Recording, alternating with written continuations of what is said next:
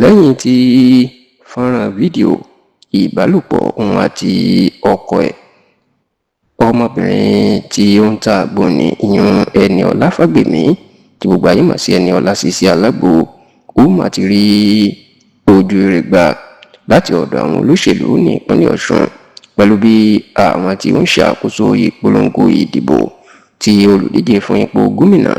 ní ìpínlẹ̀ Ọ̀ṣun lábẹ́ ẹgbẹ́ òṣèlú All Progressives Congress APC ìyún Bọ́lá Oyèbáméjì bí wọ́n ṣe fi Ẹniọlá Sisi Alágbo àti ọkọ ẹ̀ ẹnjìníà ìyún onímọ̀ ẹ̀rọ tí wọ́n ń pè ní ẹnjìníà Hakeem bí wọ́n ṣe fi àwọn méjèèjì ṣe aṣojú àti ẹni tí ó máa polongo ìbò fún aṣíwájú Bọ́lá Oyèbáméjì ti ẹgbẹ́ òṣèlú APC ní ìpínlẹ̀ Ọ̀ṣun.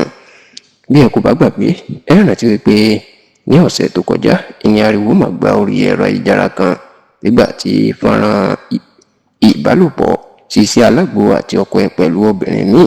ìyẹn àwọn mẹ́tẹ̀ẹ̀ta lórí bẹ́ẹ̀dì kan náà tí wọ́n kóná fún àwọn kárakára tó lù síta sórí ẹ̀rọ ayélujára tó sì jẹ́ pé níṣe ni fọ́nrán fídíò náà inú mà di tọrọ ń fọ́kà táwọn èèyàn bẹ̀rẹ̀ sí ni máa tàn káàkiri tí wọ́n ń gbé kiri láàrin ara wọn tó sì gba gbogbo orí ẹ̀rọ ayélujára kan bó tilẹ̀ jẹ́ pé Sisi Alágbo kọ́kọ́ ń fi ọ̀rọ̀ náà ó fi ń ṣe àwàdà tí ó fi ń dẹ̀ wá ṣùgbọ́n tó jẹ́ pé ní ọjọ́rú tí í ṣe ọjọ́ Wednesday ọ̀sẹ̀ tó kọjá ọ̀sẹ̀ tá a wà nínú èyí ni ó lọ tọrọ àforíjì ní orí ẹ̀rọ ayélujára pé òun kábàámọ̀ nǹkan tí ó ṣẹlẹ̀ náà àti pé kí gbogbo àwọn ọmọ Nàìjíríà kí wọ́n foríjì òun nítorí pé látìgbà tí ìṣẹ̀lẹ̀ yìí ti ṣẹlẹ̀ òun ò lè jẹun òun ò lè sùn mọ́ tó sì kú díẹ̀ báyìí kí òun ṣe ara òun léṣe. ṣá o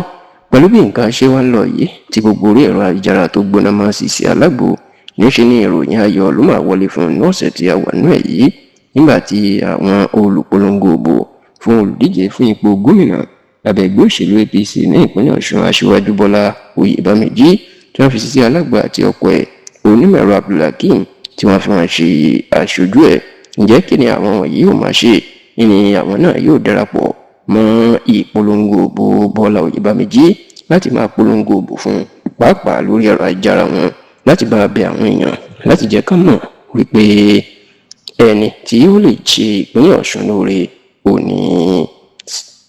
Bọ́lá Oyèbáméjì.